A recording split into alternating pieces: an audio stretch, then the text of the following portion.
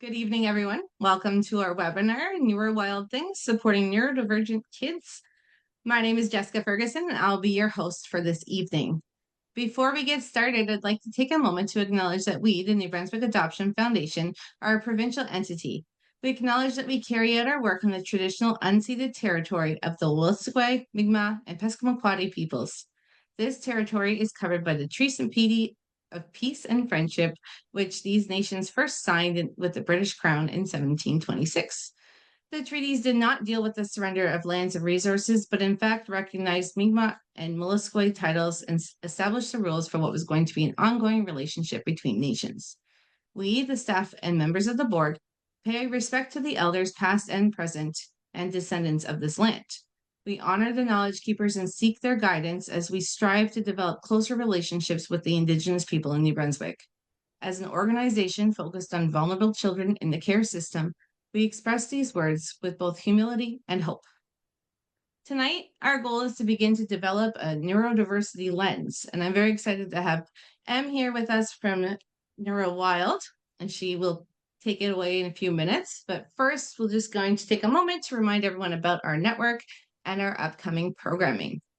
The New Brunswick Adoption Foundation is a nonprofit organization that aims to promote and advocate for children in the permanent care of the province. Our vision is that every child or youth in the permanent care of the province finds a permanent family. We have numerous support groups available on a weekly basis, so be sure to check out our website at www.nbadoption.ca for more detailed information. A couple of housekeeping items. To get the most of our presentation, I encourage everyone to switch to speaker view so you can focus on our presenter. You can find that on the three little dots on your screen, and you can also there find the chat button where we encourage you to write your questions or state your comments throughout the presentation.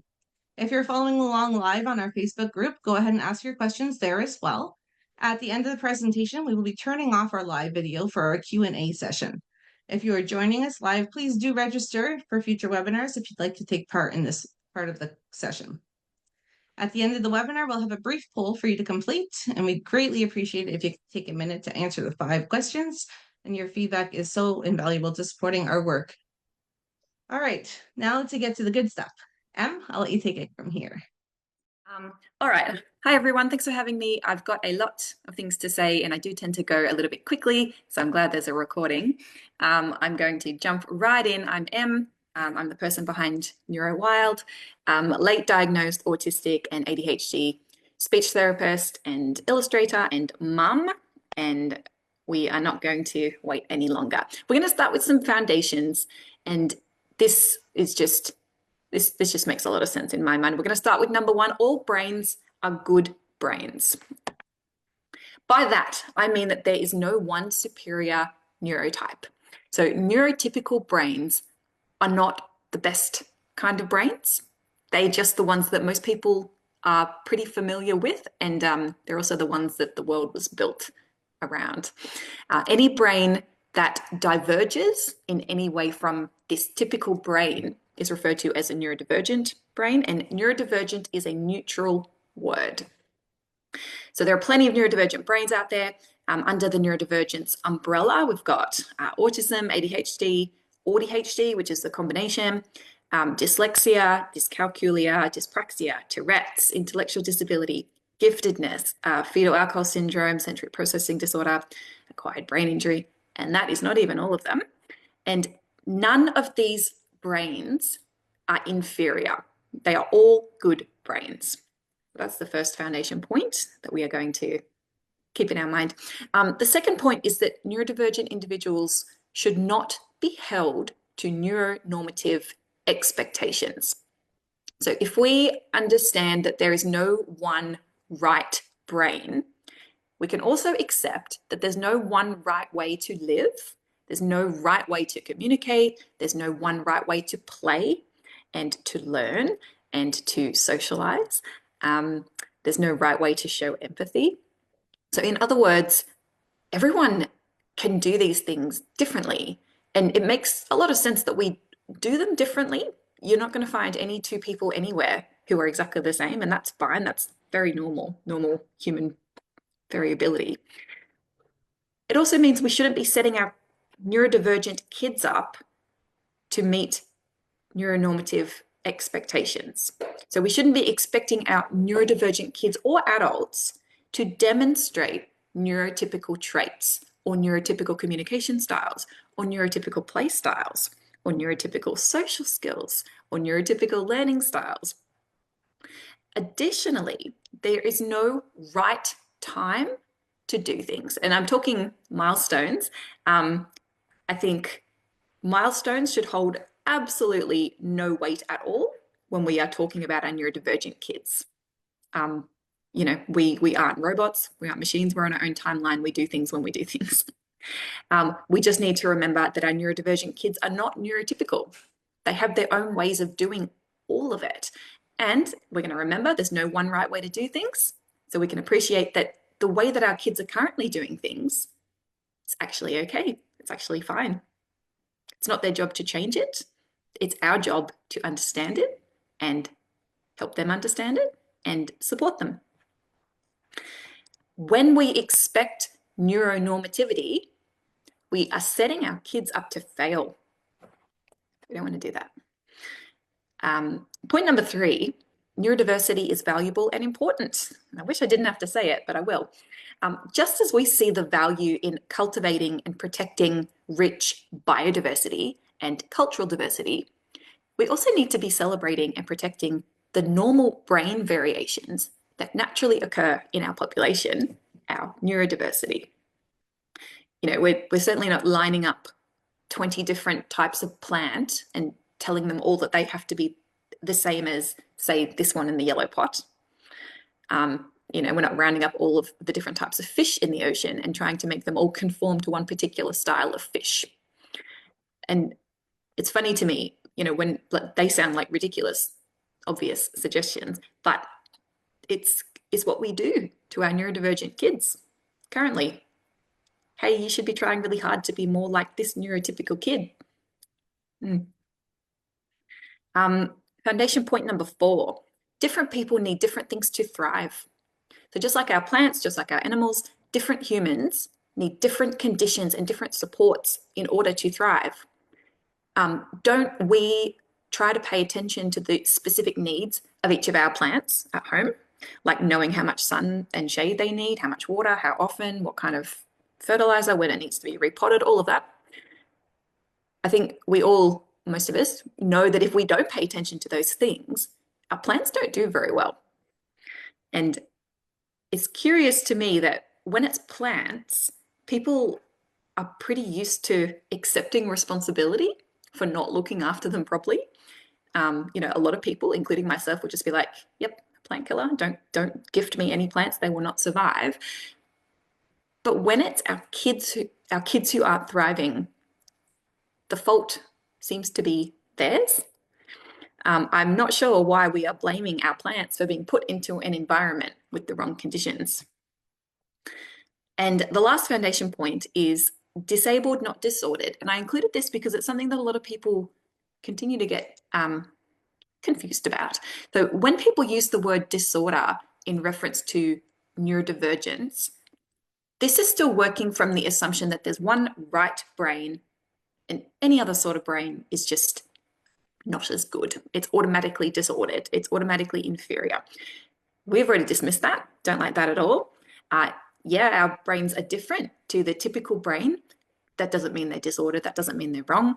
No one is looking at a succulent and describing it as a disordered daisy. And no one is looking at a clownfish and describing it as a disordered salmon, I hope. By the way, my kids are currently very into fish, just as a comment. So we're going to avoid the word disorder as much as we can, but we are going to use the word disabled and disability. Many neurodivergent individuals consider themselves disabled, and some find that their neurodivergent traits are directly and inherently disabling, with or without the additional environmental impact. Some people find that they are disabled because of the environment, mostly because this world is not really set up to support our neurodivergent traits. And a lot of people find that there's a combination of both. Different days, different stories. So disability, disabled, these are neutral words. I'm sure you've all heard the word ableism, maybe, which we know is the belief or assumption that being disabled, having a disability, is inferior to not being disabled and not having a disability. This particular belief is often assigned to us by people who are not disabled. So just as we are going to be dismissing and dismantling other biases like racism and sexism and all the rest, we're also going to dismiss and dismantle ableism whenever we can. So there should be no particular group of people being held up as the superior type of human. So neurotypical brains, they're good. Neurodivergent brains, they're also good. Disabled people, non-disabled people, we're good. We're good here. Differences, they're good. And I don't feel like this is rocket surgery. It's not that complex.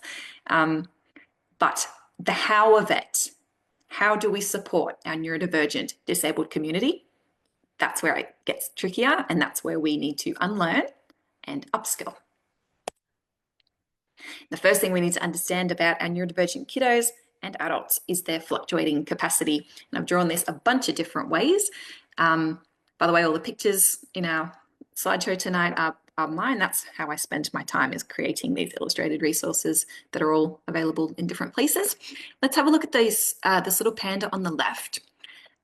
He has snapped his bamboo on this particular occasion, but it hasn't felt like a big, that much of a big deal to him. He's still smiling. He's still okay.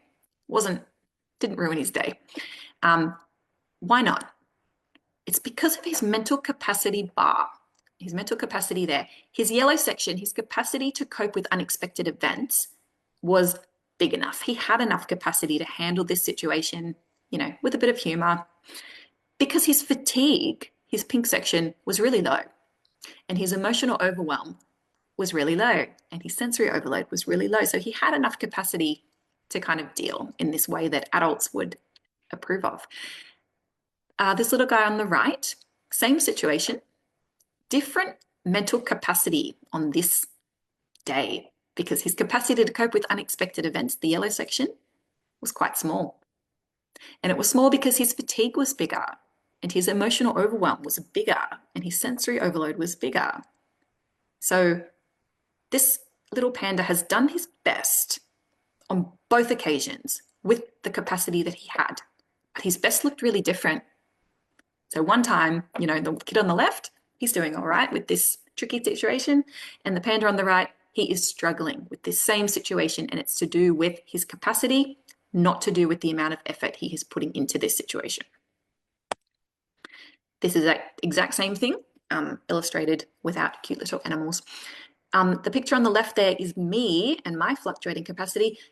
Sometimes I try my best, and I am the yellow version. I am writing reports, I'm getting stuff done, I'm cleaning my house maybe, I'm remembering to eat, I'm talking to my friends maybe, and that's what my best looks like. On different days, I'm trying my best, but I'm the pink version of me. Maybe remembering to shower, I'm maybe getting a rest in, I'm maybe cleaning, not feeling at the top of my game, but that's what my best looks like. And quite often I'm trying my best, and I am this blue version of me where all I'm able to kind of manage is to rest and regulate, and my emotions are pretty low. As I said, all of those versions of me is, I'm trying my best. Somebody suggesting to me, hey, you need to try harder on the day that I'm having kind of a blue time, that wouldn't land well with me. I wouldn't appreciate that at all. And it would really just make me concerned that whoever said that to me does not have a clue with what is going on with my brain and my life, and how invalidating. We're going to try not to do that to our kids. This picture on the right, I talk about meeting our kids where they are at. And by that, I mean respecting and validating their fluctuating capacity to do the thing. So some days we are going to be giving our kids a lot of support. So we're going to be building up most of the tower, letting them do the last bit, because that's what they have capacity to do. And on other days, we only have to do a little bit for them, and they are going to have capacity to do a lot more. we are going to adjust the amount of support that we give our kids on any given day. And that's what we mean when we talk about meeting them where they are at. The other thing is trying to do that with a smile and some love and empathy. And I know that's not easy. I know that's not easy. Our neurodivergent kids are going to have these low capacity days and times. And the way that their adults respond to them during these times is going to shape the way that they feel about themselves. So in other words, what do we think we know about this kid? You know, are we assuming things? Are we assuming, do we have good intent here? What lens are we looking at our kids through? That's going to affect how we respond to them during these times. Talk a bit more about that. Let's have a look at this specific example, this top bubble, this blue one. Here's the misinterpretation. I saw this neurodivergent kid demonstrate this particular skill yesterday, putting on his shoes and socks. Today, they just don't want to. They just are not trying hard enough. This is so damaging for this kid. He's putting in this effort. He's trying his best. He doesn't have the capacity to get it done today. Let's go to the green bubble. The assumption is that this kid can consistently access all of his skills, regardless of the circumstances. And if he doesn't, it's because he must have chosen not to. Big problem. We just talked about it. You know, the capacity that we can access our skills is going to fluctuate.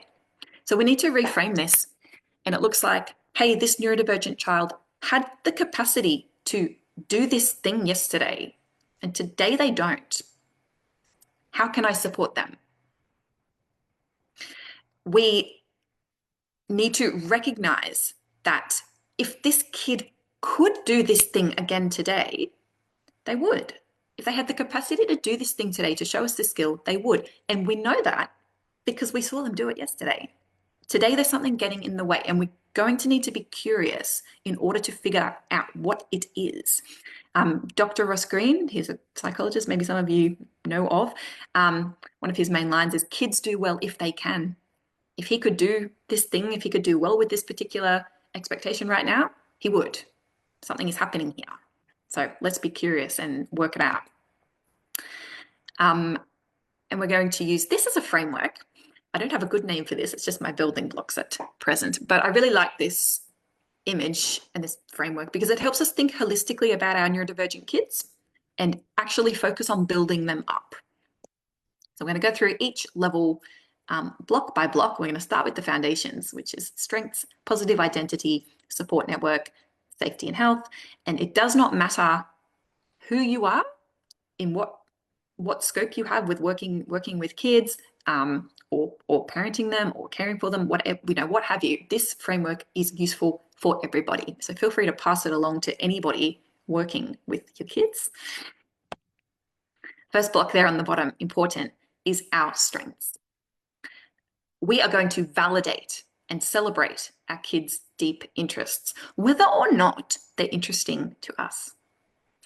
We're going to highlight their big skills, whether or not they're academic skills. So this kid might be super hilarious or sporty or kind or creative or musical, great at cuddles, great at gaming. We are going to give our kids opportunities to grow their strengths and interests rather than trying to inhibit them or make them branch out and try other things. Their deep interests are likely to change naturally as they grow up. And if they don't so much, you can pretty well bet that these particular skills, they are going to develop really strong skills around whatever that area is. And that's really valuable too. My deep interest growing up was drawing. And, now that's what I do. That's what I do for a living. So, there's no need to try and push them away from these things that really light them up. The fourth thing there, we can't expect all of their skills to be as strong as their biggest ones. So one of my kids has an amazing maths brain, and he does maths way above his grade level, and he does it for fun. I can't relate to that. It's absolutely unfair and unrealistic for anybody to expect that all of his other skills are going to be that strong as his incredible math skills. So we can't expect that. We can celebrate his maths brilliance and also support him in the other areas that he finds tricky. So we're not going to expect an even skill set. And we're not going to write goals to try and bring all of his other skills up to the level of his maths because it's unrealistic. And it's working from the assumption that all of his skills should kind of roughly be the same. And why should they? You know, many of us, particularly people who are autistic and ADHD combined, we're not all-rounders. That's not an accurate description. A lot of us are going to be the opposite. We have spiky profiles. So we have big strengths and also areas where we need a ton of support. And that's fine. Last thing on the list there, we're going to give our kiddos opportunities for them to share their expertise with us. Because our kids are often in the position of being taught the things by adults, because adults know and the kids don't know. And that is not true when it comes to their deep interests and their strengths. So let them teach you, let them have that upper hand in that dynamic is really valuable. If we have a look at this picture here, this top adult is saying, you know, people don't want to hear about dinosaurs every day. You need to talk about something else. Isn't that something that you've maybe heard from an adult? If a kid has got a big, deep interest in a specific area, it's really damaging. Doesn't have to be that way. This teacher, very simple reframe. Guess what, Jack? I found someone who loves dinosaurs as much as you. She's validated this little girl's deep interest. She has put value on it. She has facilitated this meaningful social connection with a like-minded kid who is going to really appreciate this little girl's deep interest. And that's probably going to be a really good foundation for friendship. Amazing. Didn't cost anything. Last note about this, we need to really understand that a neurodivergent kid's deep interest is not a bargaining tool. So it is not currency for compliance. It's not an incentive for good behavior. It's not a reward for meeting expectations. Why isn't it? Seems like something pretty powerful for us to be using. No, we're going to recognize and validate just how important these deep interests are to our kids, to their identity, to their regulation, to their creativity, to their connection, to their executive functioning skills, and to their well-being. And I wouldn't use any of those things that I just listed to buy compliance or good behavior because they're too important.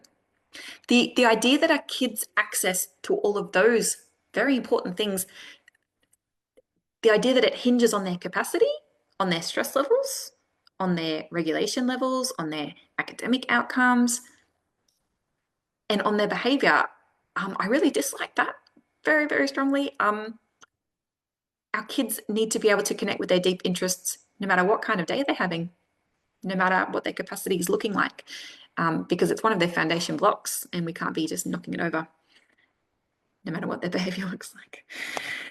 All right, second block is positive identity. I've got a few resources on how to do this. How we're going to do this for our kids. We're going to provide affirming and empowering information to them about their brain. We're going to let them know what their neurotype is if we know it.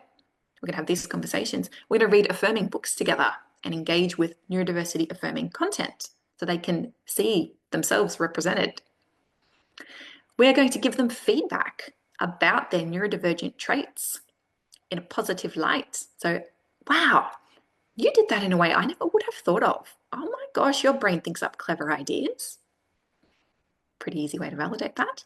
Do you know, I needed to know this thing about Minecraft. So obviously I had to come to you because you know everything about Minecraft. Super easy, doesn't cost us anything. This adult here is doing a good job. Oh my goodness. I love how you told me a story about your dog and then that joined up with a news story about sharks. Your brain links ideas together in such a creative way. It's so much fun talking to you. I hope our kids hear these sorts of things. The main point when we're talking about developing or helping our kids develop a positive identity is that we cannot and should not avoid talking about their neurodivergence. And by we, I mean everybody in their circle, anybody on their team. When we don't tell our kids anything about their brain and the way that it works, we set them up to fail. We set them up for a life of comparing themselves to their peers and wondering why they can't seem to do it right. And they are going to learn things about their brain whether we tell them or somebody else tells them. And if the information hasn't come from us, then who has it come from? Their peers, maybe ones that aren't that friendly, their teachers, maybe ones that are not that affirming. I don't trust those people to teach my kid the right thing about their brain and their neurodivergence. I don't trust them to be affirming. And I would like to do that myself. So we're going to talk about it often, and we are going to support our kid to know themselves, to know their needs, to work it out, and to then to move to a place of feeling like, hey, their brain's good. All right. Next block is support network. There's all of us. I would love radical acceptance from families. So I'm talking a family that encourages and celebrates their kids' authentic neurodivergent traits. So it's a family that provides support when it's needed, who meets big emotions with empathy and co-regulation. It's access to safe foods, to comfort items. It is stimming is encouraged. There's accommodations and learning that happens together. And it's a family who works as a team, who talks openly about everybody's needs and who learns about neurodiversity together. And who recognizes and celebrates and integrates neurodivergent culture into the home. It has to start there. Next, we're going to provide social opportunities to connect with like-minded people and people who share our deep interests. We saw the adult on the teacher on a couple of slides ago do that. It doesn't have to be hard. And it's really important. Many of us feel like the odd one out in social interactions, and it's because we're not in the ideal social situation. So our environment and the conditions they're not quite right for us.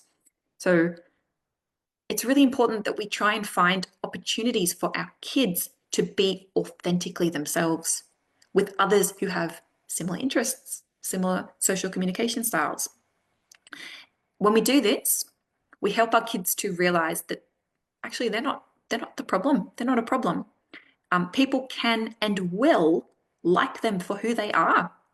We just have to find them. We need to find the right people. And we don't always have to settle for social relationships that are built on us masking who we really are.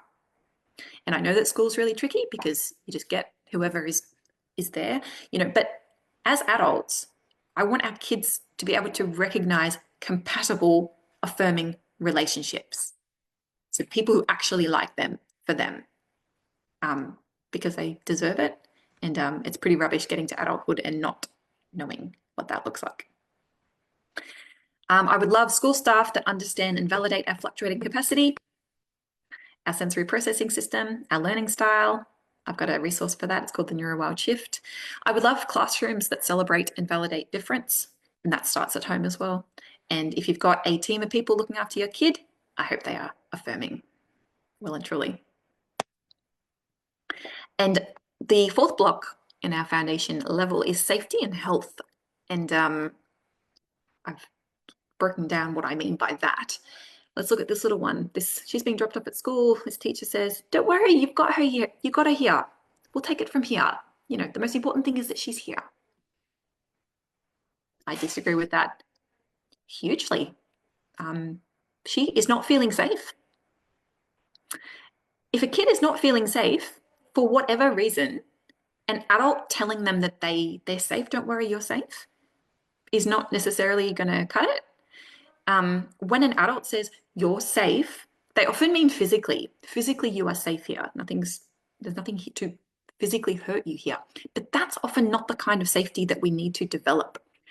Safety is something that a person decides internally.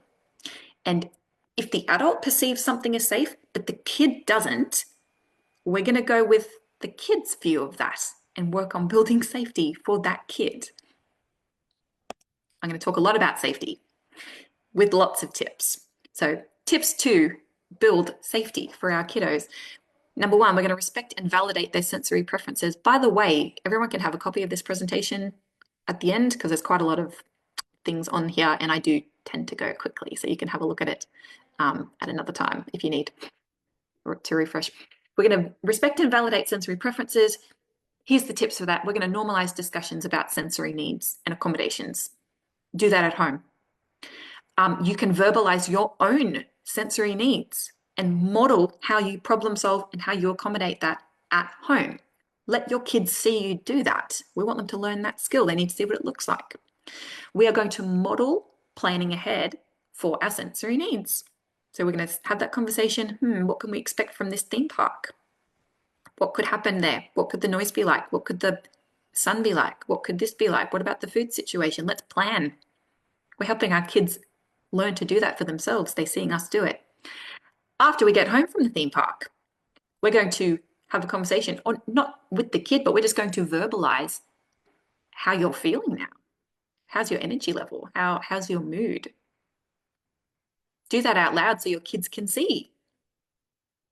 And we're going to model planning ahead for the sensory recovery. So, I'm so exhausted after that trip to the theme park. Oh my goodness, my ears are kind of ringing.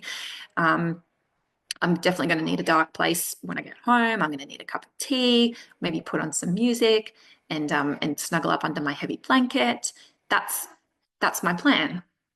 I'm going to put that plan in place before we go because I'm normalizing it, getting it on my radar, being proactive, showing my kids how it looks. These are the skills I would like them to have when they are adults. Number two, for safety, we're going to prioritize body autonomy. So the first thing here, I would love everybody to kind of maybe change their lens if this is not what you're already thinking. Kids setting boundaries with you, kids telling you no, kids telling you, I don't want to, I don't like it, I'm not comfortable. That is an essential skill. And that is not your kids talking back.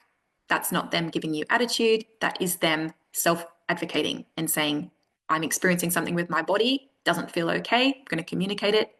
Big tick. We do not want that skill stomped out. That is essential.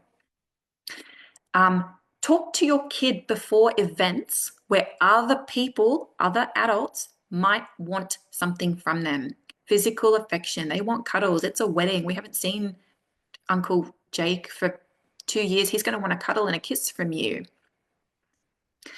You're going to let your kid know what might happen and explain that they have autonomy over their body. You don't have to give cuddles to anybody if you don't want. If that feels uncomfortable, you can help them script a response. What might we say to Uncle Jake if he does ask for a cuddle and you don't want one? Let's practice saying it. And you're going to have to get your own response ready for when Uncle Jake does not respect your child's boundaries and says, I don't want a cuddle, because maybe he'll turn around and say, oh, but I'll be so sad if I don't get a cuddle from you today. Don't you like it, Uncle Jake? A lot of adults at a lot of different times are not very good at respecting kids' autonomy and boundaries. So we're going to be on our kids' side for that. Give them that. We've talked about this, fluctuating capacity. So normalize discussions about fluctuating capacity. What's your mental battery doing now? A lot of our kids are very familiar with batteries, recharging, tech generation. So, use that, hey, I'm really, really low on battery. I need to recharge. To do that, I'm going to have to X, Y, and Z. When supporting fluctuating capacity, ask your kid, do you want my help with this, or do you want to try it on your own today?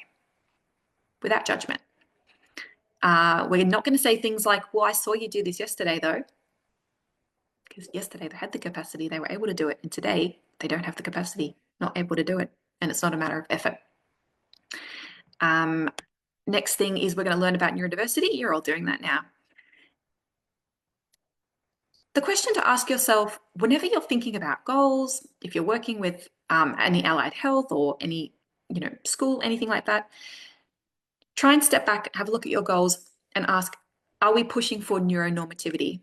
Am I trying to get this kid to be more neurotypical, less autistic, less ADHD? If that's what we're pushing for, ooh, we're gonna not do that. We can talk to our kid about their stimming. So, if you've got happy flaps happening, oh, your body looks so happy. I can see how happy you look.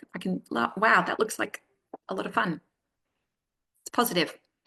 We're going to talk about the things that make our body feel good versus bad so that we can tune in to those messages. A lot of us are not very, we don't hear them that loudly. So spending time and tuning into what our body is actually feeling and needing, it's a really good practice, something to start at home. We're going to normalize discussions about difference, and we're going to teach our kids that everyone has different strengths and challenges, and we're not going to find two people the same. We're going to create space for opinions and disagreement. This is still building safety for our kids. So how are we going to do it? We're going to point out when people have differing opinions, and it's good. It's okay. It gives us new ideas. We're going to invite our kid to share their opinions about different things, and we're going to validate them even if they are different from our own. We are going to have discussions. Others may not always agree with your opinions, and that doesn't mean that either of you are wrong necessarily, and it doesn't mean that you can't still be friends. If somebody doesn't like your favorite thing or you don't like their favorite thing, that's okay. It's not a deal breaker. And last thing, we're going to keep an eye on our kids who are fawning, who are working really hard to please everybody else, who are withholding their own opinions, who are maybe suppressing their own needs. It is a slippery slope and a big red flag. And please show us that mistakes are okay. A lot of us are perfectionists. So seeing our adults make mistakes, apologize for making mistakes, repair is really valuable. When we see our adults be nothing but perfect, never make a mistake, never have to apologize, it sets us up to think that that's what's expected of us too. And it's an unreachable bar. So let's not do that. So they were our foundation blocks. I'm not an engineer. I'm not an architect. But if I was building a block tower, I know that I have to start from the foundations and build up. And if my bottom blocks are shaky, unsteady, or not there, I am not going to be able to balance anything up higher. So whenever we are starting with any of our kids, we need to start from the bottom, check all of these blocks before we go any higher and work up. And we're going to go to the little blue line, which is regulation, sensory and emotional regulation. Regulated, being regulated, dysregulated. I'm sure this is a word that you've probably heard, a lot of you. Regulated doesn't necessarily mean calm. It means that our energy level matches up with the task. So we need to have a think though, are we talking physical energy or are we talking mental energy? Sometimes a high level of physical energy is what is expected. So sometimes a task needs, high physical energy, PE, running around, your soccer game on the weekend, and some tasks need lower physical energy, sitting at a desk, sitting still, doing spelling or what have you. Transitioning from a high energy task like sport back to the classroom to be engaging in a low energy activity like writing can be really tricky for our kids. They have to drop their energy right down from here to here. And my kid is one. I found it really, really, really challenging. Matching your physical energy to the task can be a time. We are often able to see where a kid is at in terms of their physical energy levels. We can see the kids that are bouncing around. We can see the ones that are head down, ready to fall asleep. But we can't see what's happening with their mental energy. And often their mental energy is what we actually need to match up to the task, not their physical energy, unless they're doing sport. So we're going to get into trouble if we just assume that a kid whose body is quiet and sitting and still, pointed in the direction of the adult, the teacher, if we assume that that kid is regulated and is effectively spending their mental energy, has matched their mental energy really well to this task, and is focusing and is learning and is doing the things that we want them to do, if we have assumed that, we're going to get into trouble. That kid might seem calm. We don't know what's happening in their mental capacity bar. That kid could be entirely shut down. They could be so far away in their mind. They could be spending almost all of their mental energy trying to appear like they are learning because they want to do the right thing. They want to meet the classroom expectations. Similarly, a kid who is moving around quite a lot, busy hands and feet, calling out comments about the topic, a kid who is stimming, a kid who is humming, who's moving, that kid might be one of the most regulated kids in the class because they might be doing exactly what their body needs to keep their brain in that regulated space, able to learn and focus and listen. And the really awful thing about that is the kid who is forcing their body to sit still, to be really quiet, they are maybe going to get a sticker at the end of that, or they're going to get some praise for their good behavior or some dojo points. And they are going to have that idea reinforced that actually them sitting, clenching their body really still, focusing all their energy on maintaining this facade and not listening to the teacher, that's what you were supposed to be doing, and here's your reward. That's a really damaging thing to learn. And that kid who is louder, who's moving around, who is effectively regulating and accessing the content, they're probably not given a sticker. They're probably not given any dojo points or praise, and they might even be given a consequence for their disruptive behavior. Just as we have been normalizing the fact that people do things differently, we need to recognize that a regulated kid does not have one particular look. So we're going to need to be curious. We can't just assume. We can't just assume that a regulated body and brain is going to look the same for every kid. And if you've got a kid who's got a lot of movement, it doesn't necessarily mean they are dysregulated. That might be exactly what they need to regulate their body and engage with whatever it is. I'm one of those people. If I'm sitting still, I'm either completely so far away in my mind or I have fallen asleep. So. Now, and regulation is the word that we hear all the time, but co-regulation is where it needs to be at. And co-regulation means that we are not going to let our overwhelmed emotional kids do this very, very hard job of handling their big overwhelm, their big emotions on their own. We're not going to let, they don't need to do it on their own. We're going to help them. Why aren't we going to let them do it on their own? They don't have the skills to yet because it's really lonely. It's pretty upsetting. It can feel really isolating. Just feels like big disconnect, to be honest. It's more effective, far more effective to support our kids and adults with co-regulation. So co-regulation with this little one here, if we come to the visuals, it might be physical touch. People know what to do with the baby, don't they? A lot of the time, you've got a baby, you're going to rock them, you're going to squeeze them. You are going to check that they're not too hot, not too cold. You're going to make it fun. You're going to make it silly and light. You're definitely going to check their basic needs, food, drink, nappy. Are they uncomfortable? Are they tired? What's happening? Too much noise? People quite instinctively reconnect a dysregulated baby with their safe adult, don't they? Oh, yeah, you're fussing. Where's mum? Where's dad? I'm going to hand you back because you need your safe person right now. That's going to regulate you, this co-regulation. You might be changing the environment. You might be increasing sensory input for this little one. Let's put on music. Let's put on some pretty lights. Let's go and look at something different. Let's give you some input in your mouth now. You can teeth on this. You can hold this. You can shake this. It's noisy. You might be decreasing sensory input. It's too much in here. We're going to go somewhere quieter for some downtime. And you might be providing access to preferred items and activities. So your favorite lovey, your teddy, whatever, your brother who you love so much. Okay?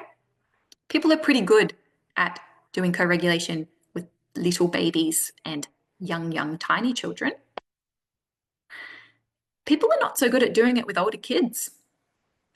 Many adults would expect this particular kid to be able to regulate independently. Why would we expect that? It's because they're bigger, just physically. They're older. They often understand a whole lot more and they say more. So they seem like mini adults. They have more logic and stronger cognitive processing skills. And they just do more things independently already. So because of all of that, adults often decide that these bigger kids should just be able to apply all of these skills and self-regulate independently. And we expect that they are just going to get better and better and better at it. It's an upward trajectory of skill development and achievement. That doesn't happen often. It's an unreasonable expectation. It doesn't take into account their fluctuating capacity, their spiky profiles. I am an adult who often needs co-regulation. So if I were left to my own devices to try and deal with the intense emotions, the exhaustion, the burnout, the overstimulation, the overwhelm, and low capacity, if I had to do that on my own, I would be so unwell as a human. My number one strategy for when I am not coping is co-regulation with my safe person. And if he's not around, it is a lot harder, but he can even prompt me over the phone if he's somewhere else to do the specific things that he knows might help me. Let's go through the checklist. He's going to prompt me to do this, prompt me to do this. I can try them. Can I do all of that stuff independently? Not consistently, not reliably. So co-regulation is my permanent strategy as an adult. It's not temporary. It's okay to need external support. It's also a privilege to have it, and I do understand that not everybody has it. My friend Chelsea calls it interdependence. It's not independence, it's interdependence, which I really like. I don't see the problem if someone continues to need support with something like regulation.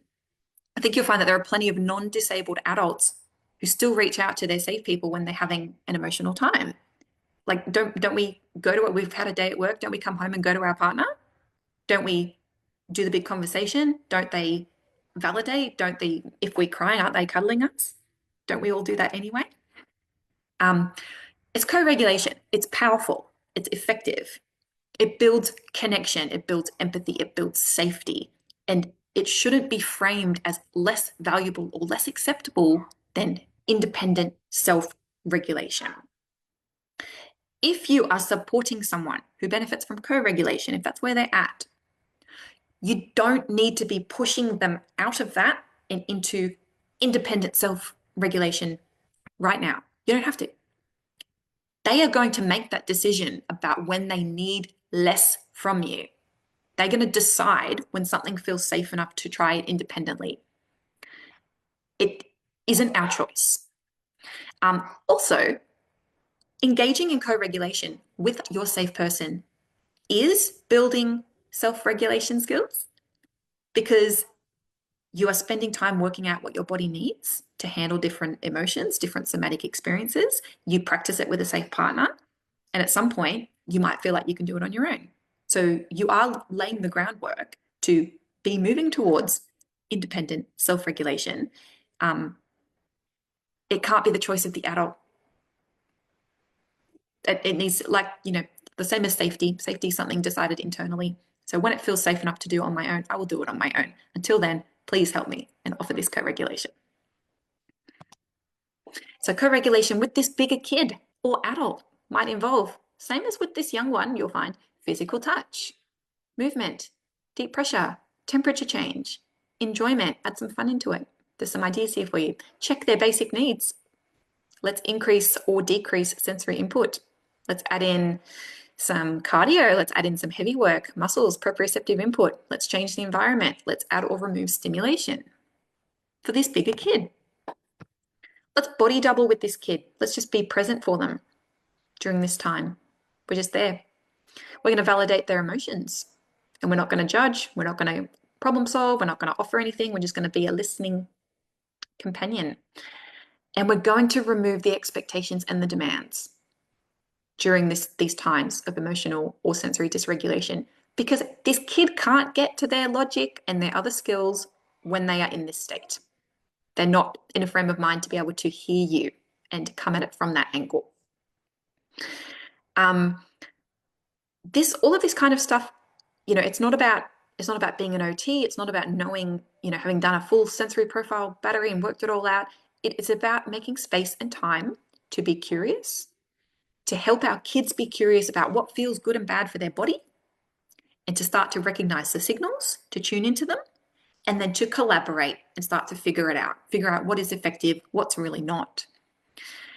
This worksheet here is a printable one with all these prompts, just to get our mind thinking about what things are tricky, what helps, what doesn't help, and personalizing it. So print it off, fill it out, stick it on your fridge or wherever you are going to see it.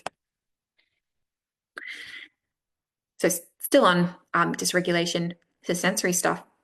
Now, I've said autistic people experience sensory input differently. A lot of other neurodivergent brains are just going to have differences in sensory processing and emotional processing. And it's because of how our brains are wired. If we're writing goals for regulation, they should be things like building understanding of the stuff that impacts us, tuning into our body for cues that we're getting dysregulated, that we're getting a bit uncomfortable for some reason, working out strategies that we can try, and self-advocating. And, you know, a lot of the things I hear with this kind of stuff in some circles is, you know, but the kids just have to get used to the real world. They just have to get used to it. The real world's not going to accommodate them, not going to let them. They won't be able to do all of these sorts of things and accommodations in the real world. And that's just not true. I'm an adult in the real world. And as an adult, we just have more power to accommodate ourselves, to optimize our environment, to avoid going to those places that we know are terrible. We can modify our tasks and our processes. We can schedule downtime. We can schedule work. We can choose who we spend time with and how we do it and when it is, for how long, when we can leave. We choose what we eat, what we wear. We can stim in our home. We can prioritize our comfort. So, you know, that line of, but the real world, we need to upskill our kids to be able to understand what's going on in their body and to accommodate it, so that by the time they arrive at adulthood, they have those skills. If you're talking goals for regulation, they should not be learning to tolerate discomfort, building tolerance to upsetting sensory input. That's not how it works, actually. We are just draining our capacity trying to juggle it. We don't get stronger at it. We should not be teaching our kids to conceal their distress or just to tough it out. Come over to this picture. We don't expose kids to sunburn so that they learn to tolerate the discomfort of sunburn. Instead, we recognize the long-term damage caused by frequent sunburn, and we educate our kids about protecting their body, and we take preventative measures to avoid sunburn. And there's a whole lot of accommodations that we use there, like specific clothing, specific products. We make plans for shade. We make plans for the time of day. These are accommodations for this particular sensory input. And we provide comfort and relief if sunburn happened. And we would try really hard to avoid that in the future. And none of this is about sunburn. This is about sensory input. I'm going to transfer it all over to generally sensory input with our neurodivergent kids.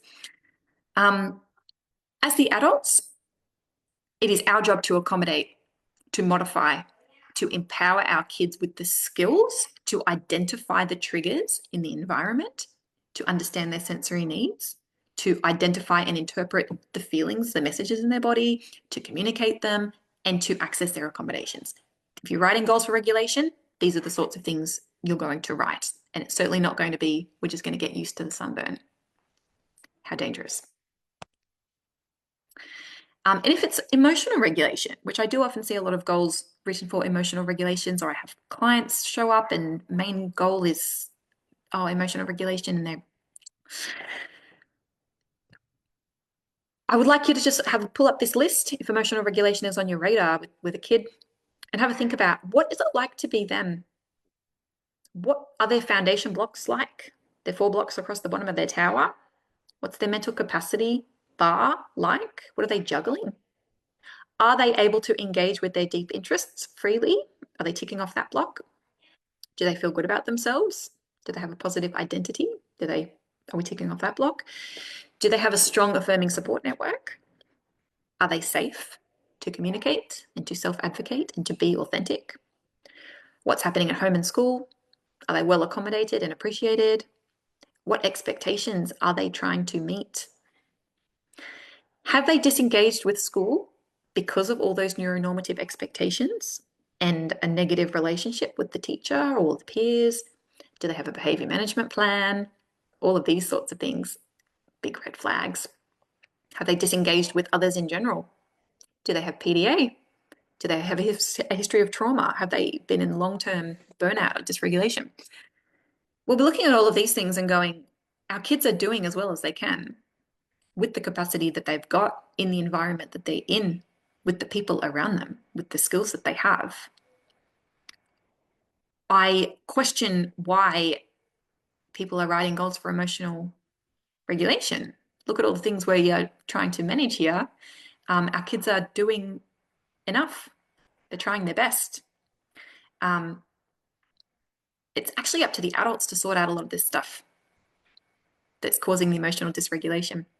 It's not up to the kid to just handle it different. It's up to us to change it. The big emotional response is the smoke, and we need to sort out the fire.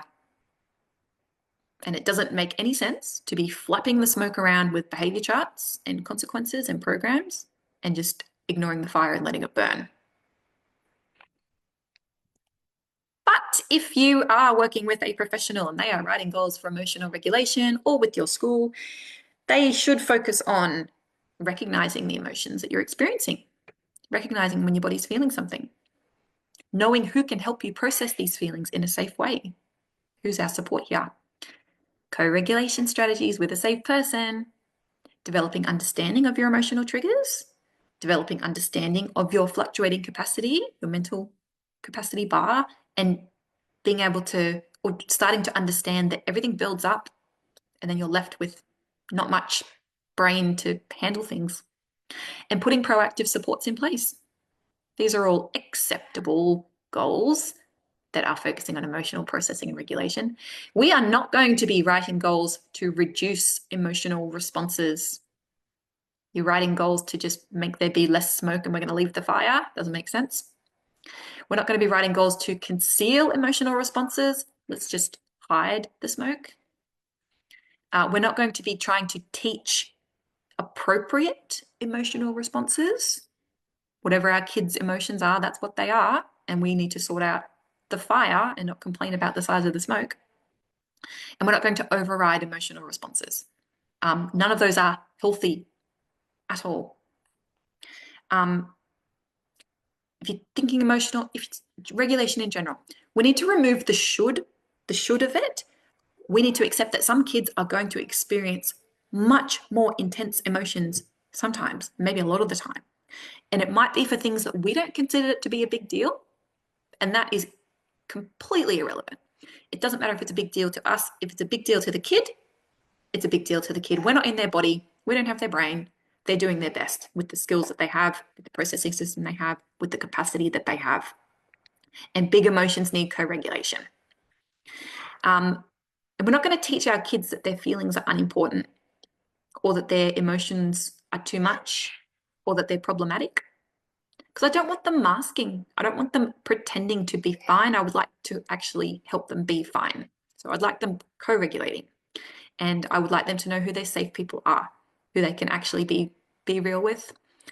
And I want to start all of this stuff really young because, gee, our kids need this sense of safety, this open and honest communication.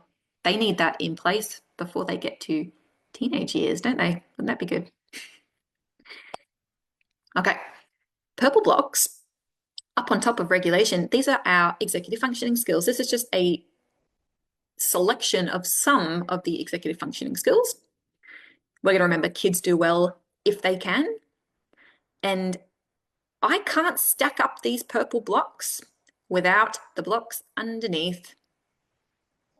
So I can't demonstrate amazing focus or impulse control, planning skills, flexible thinking, problem solving when I'm dysregulated.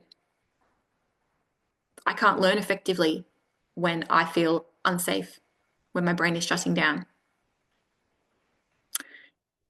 A lot of our kids are going to have big strengths up in this purple section, spiky profiles, and probably a whole lot of challenges as well.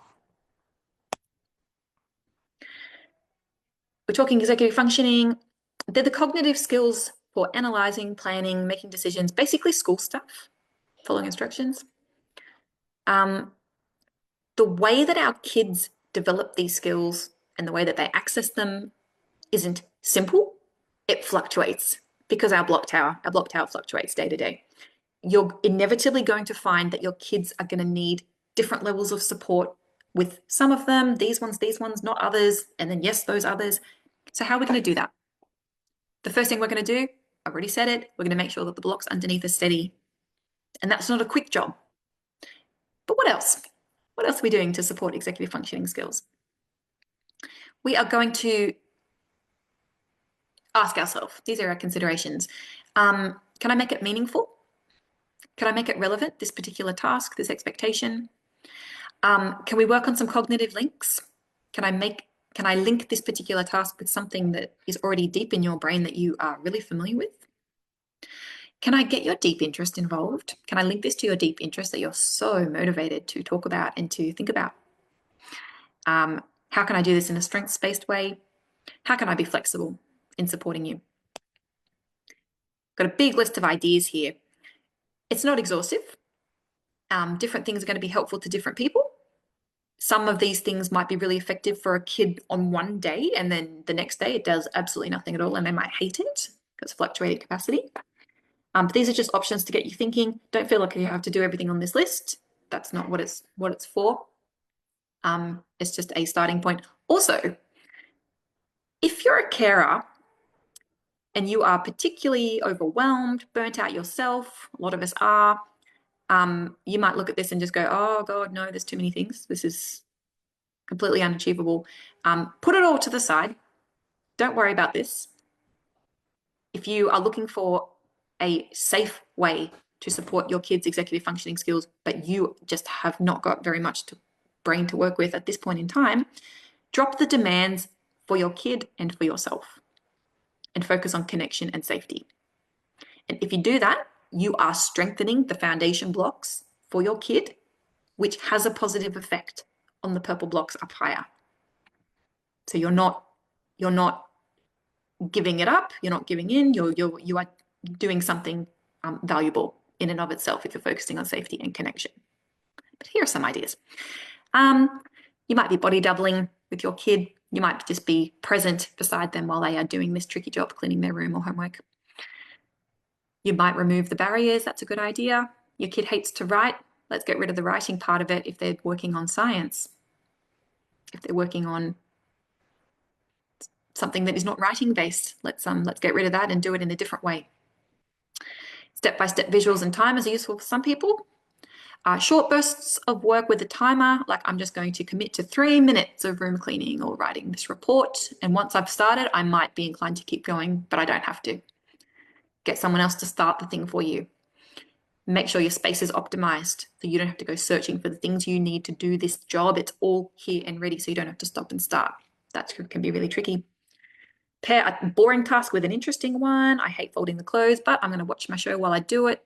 Then it's not so bad. Lists, I hate.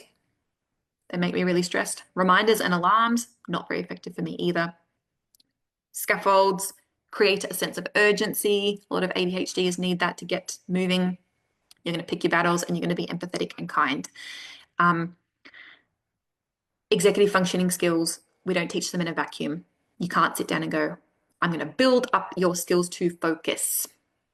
Doesn't really work like that. We want to see improved focus. We're going to look at all the blocks underneath, make sure they are steady, lined up really straight. And then we are going to see, I'd like to improve your focus. Can I make this task novel? Can I individualize it? Can I link it to your deep interest? Can I get some cognitive or semantic links in there? Can we collaborate? Can we change the modality? Can I make it a creative exercise because it's boring, but you have creative strengths? Can I make it more meaningful for you? And it's about the adults modifying and trying to make it suit the kid, because it's pretty impossible trying to make the brain suit the task. Let's do the easier thing, which is let's make the task suit the kid and suit the kid's cognitive processing system. or malleable. While we're sort of near to the topic, we need to talk about what people mean by good learning very quickly, because they usually mean sitting still, being quiet, looking at the teacher, focusing, not needing anything repeated. In other words, a lot of people equate good learning to neurotypical learning styles. And this leaves our neurodivergent kids in a pretty tough situation. We look at the kid on the left, he's got a neurotypical brain. He can keep his body still, sitting still, looking at the teacher. That doesn't cost him much in terms of his mental capacity bar. He's able to focus on his work with those conditions. This kid on the right, his mental capacity bar is filled with all of the other things involved with keeping his body still and looking at the teacher, processing sensory stuff, and trying to meet neuronormative expectations. So he's focusing on his work section. Green is almost nothing. So yeah, it looks like he is maybe doing good learning, cooperating, good behavior. He's not learning any of it. I don't want him to be looking like he's learning. I would like him to be actually learning. This is what good learning might actually look like for this kid. It's going to be maybe movement. It's not looking at the teacher. He might be humming. He might have a fidget tool in his hand. I've had one for the whole thing. This is the right way for this kid to learn.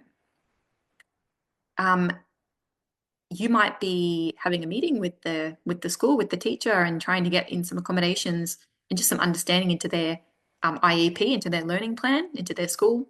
I don't know what you would call it where you currently are. We call it an IEP. To say, hey, this is what good learning looks like for my kid. If you see this, yay. If you see them holding their body rigidly still looking at the teacher, they're not hearing you. They're spending all their mental energy trying to keep up that facade. And for what? That's not what we want. We're not encouraging that at all. So we're getting to the top of our tower. We want to make changes to behavior, to skills, to academics. We're going to support the lower blocks. I wish people would not be writing goals for behavior. Behavior is only in this tower because of how many people do write goals for behavior. And I just need people to understand that behavior is the direct result of all of the blocks underneath.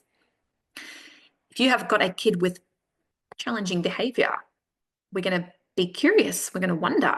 We're going to question. We're going to have a look and see which blocks are missing underneath behavior. Is this kid dysregulated? They can't access their purple blocks. They can't follow instructions. They can't remember rules. They can't problem solve. They can't compromise. They can't hear your perspective. A kid who feels perpetually unsafe, they're not learning effectively. A kid who thinks their brain is rubbish and thinks they're terrible at school, thinks everybody hates them, they're not in a space to learn and follow rules and do well with academics, are they? You've got a kid with challenging behavior. We are going to wonder. We're going to focus on the blocks underneath. That is the only thing. We want changes up there. We need to make changes lower. Don't forget, our kids do well if they can. Behavior is not a choice. Look at this picture. This student would not comply with the instructions to swim. Non-compliant, non-compliant, non-compliant. A lot of behavior goals are actually about reducing neurodivergent traits and teaching neurotypical traits. A lot of behavior goals are written about stress behaviors.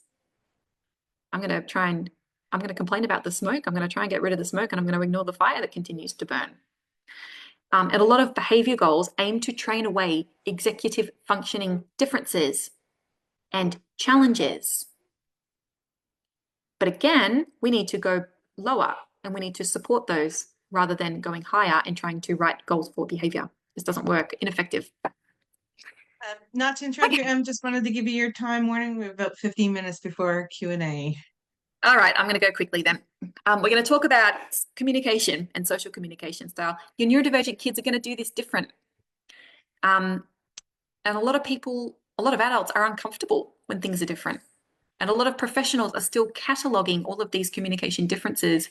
They're calling them deficits, trying to train them out of our kids and trying to make our kids seem more neurotypical. But we've already covered neurotypical brains are not the gold standard of human. We don't need to try and be like that. Before you're setting goals for anything, ask yourself who this goal is benefiting. And then ask yourself, is that particular trait or behavior, that thing that you're trying to modify, is it inherently objectively harmful or problematic? or is it just different to the way that you do it or the way that most kids do it? So if you've got a goal that's been written, if a goal's been written to change any of these things like eye contact, tone, rate, prosody, tangential communication, info dumping, empathy, play, not using small talk, AAC, any of these things, why have these goals been written? Is it to make the teacher's life easier? Is it to make the adult's life easier or the other kids in the class?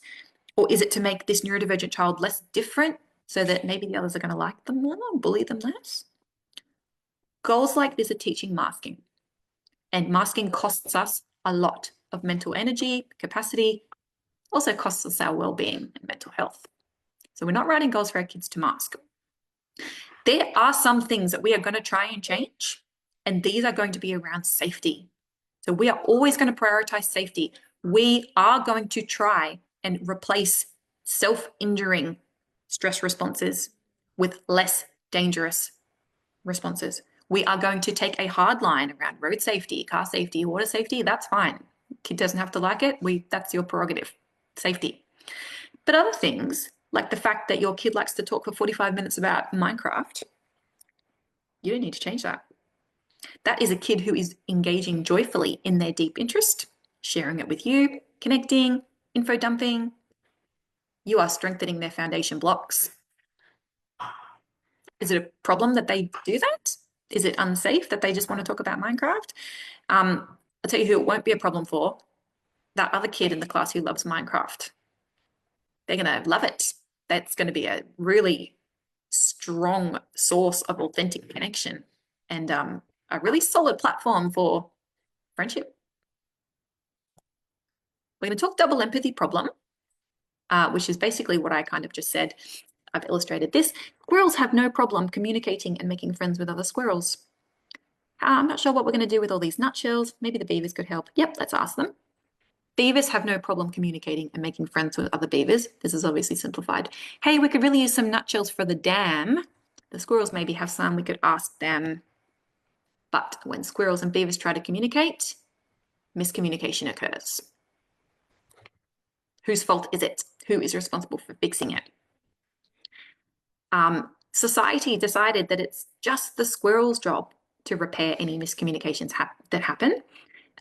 Squirrels get told, you need to be taught how to be more like a beaver. You need to do it in this beaver way. You have disordered beaver communication skills, but that's not what's happened. It is the mismatch. Here is a big list that you're going to have to look at in more detail on your own time.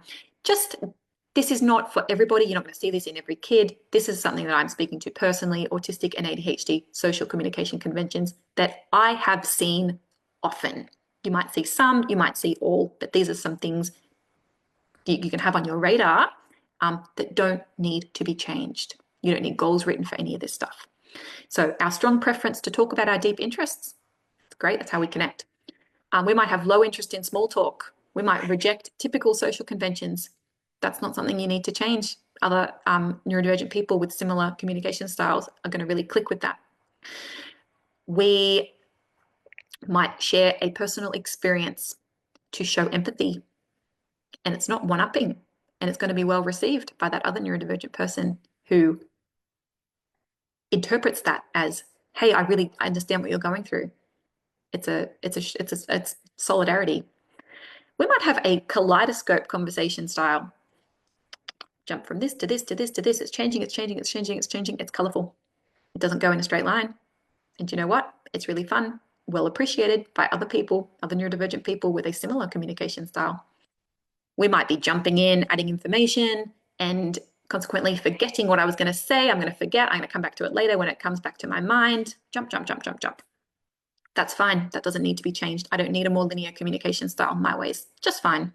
Differences in eye contact. I might use more, I might use less than a neurotypical person. Differences in how we sound. My tone might be different, might be less up and down. I might sound less engaged, maybe. My volume might be louder, softer. I might talk quicker. The flow of my talking might be different. I might sound a bit more like I'm singing. That's fine. It's not a problem. Safe. Differences in movement during communication during interaction, I'm going to be fidgeting, I'm going to be rocking, there might be stimming, I'm going to use gestures, I'm going to do this, I'm going to be bouncy, my posture might be different, my facial expressions are going to be real loud. Some people's are going to be really quiet. There's going to be differences in how we process and respond to information. I might focus on really specific things that you have said, might miss other parts. I might need more time to process what you've said and come back to you the next day, or I might need less time. I might have it done immediately and made all of these links. Differences in humor. There might be scripting, there might be echolalia, I might be repeating things. Fluctuating access to verbal language. Sometimes I'm good with my words and sometimes I am not, because my capacity to get there is really reduced because of all the other things I'm juggling. Differences in perception, awareness, reflection, and adjustment. So some ADHD people are going to be super direct. Some people say blunt. That often rubs people the wrong way, but you know what? I'm just saying the things. You don't need to read into it. And some people are working overtime, reading every tiny little change in the other person's expression, in their tone, in their demeanor, to work out, how are my words landing with you? Do I need to change the way I'm talking to you? Do I need to say things differently to get more approval from you? That's the fawning and masking, and it is exhausting. That's my life. Differences in showing connection and support. We might be detail oriented. We are looking for really specific information and instructions. I'm going to ask a lot of questions to get there because I want to be really sure. A lot of us might be more focused on what is said, on the words that are said, and less focused on how it's said. I'm not really noticing your tone. I'm not noticing your volume. I'm not noticing your rate of speech. I'm not really noticing your body language. I'm focusing on your words. That's actually not me. I am hyper aware of all of those things. I am paying a lot of attention, analyzing every single second of what you have said, and then I'm going to analyze it later on repeat, work out how I can do it different. We're going to have different preferences for interactions. There's just going to be different vibes. And you know what? We will just vibe with people and go, oh, and if we vibe with other people when we are interacting, we go, you have a well-matched communication style, and they're the people that we become friends with. And fluctuating communication style, depending on where we are. Have you ever heard someone describe themselves as, I'm an extroverted introvert? Or is it the other way around? Like, I'm really, really, really quiet until you put me with my safe people, and then I'm the loudest one in the room because the conditions are right. None of those things need to be changed. So what are we thinking about social skills groups then? Short story, no. They're often just for autistic kids. They're often for our neurodivergent kids only. But why are the squirrels being given all the work when it's a two-way street? They're teaching masking most of the time. They're pushing neuronormativity. The underlying assumption is that our neurodivergent social skills are just not as good, and that's just not true. It shakes all of our foundation blocks, doesn't make us feel very good about ourselves when we need to change the way that we exist to be liked. And when we do mask, when we pretend and adopt all of these inauthentic social skills, it's the foundation for inauthentic relationships. These people are getting to know a pretend version, and can we not have real meaningful relationships where people actually get along and enjoy us? Don't know. So instead of teaching this kid to make eye contact, like this teacher is doing, oh, Jack, here's a cool trick. You can look at this person's eyebrows to give the illusion of eye contact. That's something cool to do. He's uncomfortable with that. He gets to work hard at that forever. Instead of that, why aren't we teaching this other little girl? Some people find eye contact really uncomfortable and prefer to communicate without it. We can be a good friend and let them know that that's fine. We know that Jack is listening even if he's not looking, because actually our ears, we don't need our eyes to listen. And that little girl learns this lesson, and Jack never has to do that. Everybody wins. Building tolerance, building understanding. Oh, I'm going to go so quick. Talk about self-advocacy because it's important. And I'm going to rush this bit. Long story short, we need self-advocacy skills. We are at significant risk of harm if we don't have them. It is very problematic when a kid has been taught that speaking up and self-advocating is misbehavior, or that them expressing their needs is just them being difficult. I was taught that. I was taught all of that. Don't disagree with others. Don't express anger. Don't question adults, don't say no. All of those particular things were wrong. They were rude. They were naughty. They were people having a bad attitude. And my job was actually just to make things easier for everybody else and to keep the peace, to be polite, to be cooperative. It was my job to bend and tolerate. And I knew it when I was 5. I knew how to follow the rules. I knew how to please the adults. And I wanted to do it. I wanted to make everybody happy. And I knew it when I was 9. I knew that my brothers were pretty hard work. They were pretty naughty. They were bad at following the rules, pleasing the adults. So it was my job to try and smooth things over whenever anything happened. And I did that because I didn't want to see my parents upset. So it was my job to fix it, clean up the mess, be extra perfect, to make up for them. What about my needs? I didn't know that was a thing until recently. And, none of that fawning, none of that people pleasing, I learned in a negative way. I learned all of that in a very friendly, love-coated way. I learned it through praise. I learned it through positive reinforcement and rewards for this good behavior. I was such a good girl. Let's fast forward. Adulthood. I don't have any self-advocacy skills of any kind. I can't disagree with somebody without having an extreme somatic response, panic and overwhelm, distress and guilt. I can't have difficult conversations with anybody. I can't set boundaries. I can't tell somebody they have treated me unfairly. I can't leave dangerous situations. I just tolerate them. We can't. It's a really dangerous position to be in. We need to avoid it. We need to teach these skills now. Here's how we're going to do it. There are 3 things we need, essential components for self-advocacy. Positive self-regard, we need the conditions to be right, and we need the skills. The conditions, what am I talking about? For a kid to self-advocate, it needs to be safe. They need safe, understanding adults around them. They need sensory safety. They need an environment that has said, we like kids to speak up. I like hearing what you have to say. It's good to be different. It's okay to stand out. It's okay to need different things. I need that in the classroom. I need that at home. When I was a kid, I did not have the right conditions to develop self-advocacy skills. This kid here, Mum, it's too loud here. I don't feel good. Can we go home? And the mum says, don't be ridiculous. It's not loud. It's fine. You'll be fine. You'll live.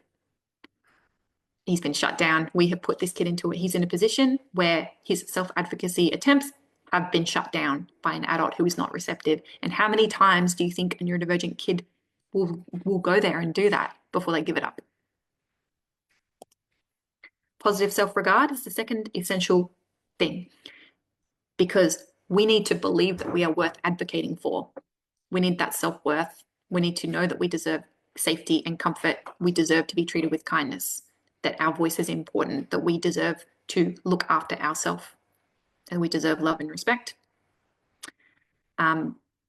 Make sure our kids know it. We talked about self-regard. We talked about how we're going to build that. That was one of our foundation blocks. And the skills we need. Regulation, we talked about that. Executive functioning, talked about that. We also need language and interoceptive awareness. Very briefly, I know we're short on time. Talking the language to self-advocate, and this is what you can do for them at home. You're going to model it. You're going to model, show them what it looks like to agree, to disagree. You're going to talk about emotions. You're going to talk about the triggers. You're going to talk about the problems you're experiencing, how you're going to solve them, your perspective. You're going to ask them for theirs. You're going to talk about your reasons. You're going to talk about your body sensations, the sensory input that's happening. They need to see you do it. We can't learn something that we have never seen. So show them what it looks like, invite them to do it. This is how you're going to model it. I don't like the way this makes my body feel. This situation is making me really uncomfortable. I need to move away. Stop it. That hurts my body. I don't feel very good. I think I need this. Okay? This is how you're going to do it at home. It doesn't cost you anything. It's so important, and it can't be an afterthought. Very quickly, we're nearly at the end there. I know we're short on time. Interoceptive awareness, very briefly. Interoception is talking about your internal body signals. Noticing and interpreting and responding to messages coming from in your body. Things like hungry, thirsty, pain, temperature, have to go to the bathroom, feeling sick. I've got sensations happening in my body somewhere. A lot of neurodivergent people have differences in interoceptive awareness. Some of us are very, very, very aware of all the feelings in our body. Some of us, it has been turned way down. The volume of these messages is at 1. Okay. It might be odd to people that I often don't know if I'm hungry. I don't know if I'm hungry. I don't know if I'm full. I don't know if I'm thirsty. Don't know if I have to go to the bathroom. I often can identify that I don't feel very good, but that is as specific as I can be. Then I have to use logic and go, okay, I don't feel very good. Well, have I eaten food today? Have I had water? Have I moved my body? Have I been sitting here for 4 hours accidentally? Do I need some fresh air? Do I need to go to the bathroom? Do I need to shower? Am I sad? Am I stressed? Am I tired? Have I done too much? Am I in pain? Is it too much noise? Am I hot? Am I cold? Do I feel sick? What do I need? None of that is automatic. It's not, oh, I'm hungry, I'll get some food. I often won't receive that message that I'm hungry until it is urgent. So I will be fine, fine, fine. And then I'll go, oh, I'm shaking and I'm dizzy and I'm weak and I'm cranky. I'll have to think about what do I need? Oh, hey, I haven't eaten for 6 hours. Whoops. Why is this important to know? Your kids might not be receiving the messages in their body. They might only be receiving really non-specific messages that something's off, but it's kind of hard to figure out. You're going to need to make time and space to sit with them and do it. Spend time. I wonder if have you got any feelings in your head? Have you got any thoughts? Have you got any feelings here? Let's model it. I'm going to model it. I'm going to show you what it looks like to model it. We're going to work through it and figure out what sorts of messages might be there, quietly whispering, and try and do something about it. Do that together. If you've got a kid missing some key components, you can't just leave self-advocacy and go, well, we don't have those skills, we're not going to do it. It just means you are going to support. You're going to really support those areas that they are missing. So this particular kid here, he's missing positive self-regard. He doesn't think very highly of himself. He is dysregulated most of the time. He has very low interoceptive awareness. He's not getting these body signals. So these are the areas that the adult, is going to support to allow him to self-advocate effectively for his safety. It is not independent, but it's effective and it's important. And I've got a whole bunch of resources up on Facebook, up on Instagram, and they are all available as PDFs on Teachers Pay Teachers if you wanted to like print them off and distribute them or what have you. And I know I've rushed that last bit a whole lot, but we're at the end. I just want people to be curious.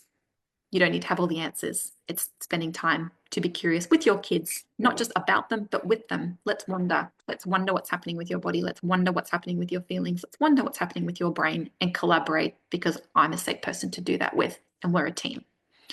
Hey, how come you don't meow like the rest of us? That's easy, because I was born to roar. Make sure you check that you're not expecting your tigers to be house cats, because they were never meant to be house cats. By the way, I did have somebody point out to me quite recently that tigers don't roar.